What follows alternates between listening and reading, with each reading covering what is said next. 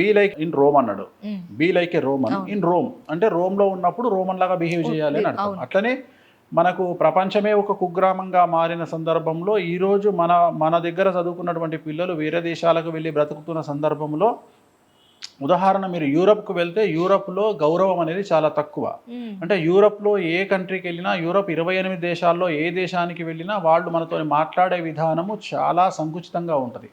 అంటే మనకు రెస్పెక్ట్ అనేది యూరప్ కంట్రీలో ఉండదు. అంటే చాలా యారగెంట్గా మనమేదో వాళ్ళ కింద పని చేయడానికి వెళ్ళినట్లుగా వ్యవహారం ఉంటుంది. సో అది మనం అర్థం చేసుకోవాలి. అర్థం చేసుకోవాలంటే యూరోపియన్లు ఎలా ఉంటారు అనే విషయం మనకు తెలియాలి. సో తెలియాలి అంటే అదే చెప్తున్నాను నేను, రోమన్ ఇన్ రోమ్. అట్లనే మనం అన్ని పాశ్చాత్య సంస్కృతులను అవగాహన చేసుకొని అవపోసన బట్టి ఆ దేశాలకు వెళ్ళి తిరుగుతున్నాం కాబట్టి అక్కడ మనము వాళ్ళలాగా మారిపోయి బ్రతికితే మనకు టెన్షన్లు ఏమీ ఉండవు. అట్లనే అమెరికాలో ఎలా ఉండాలి, అమెరికా కల్చర్ ఏంటి, ఆస్ట్రేలియా కల్చర్ ఏంటి, లండన్ కల్చర్ ఏంటి. సో ఇలా కల్చర్ను తెలుసుకోవడంలో తప్పేం లేదు.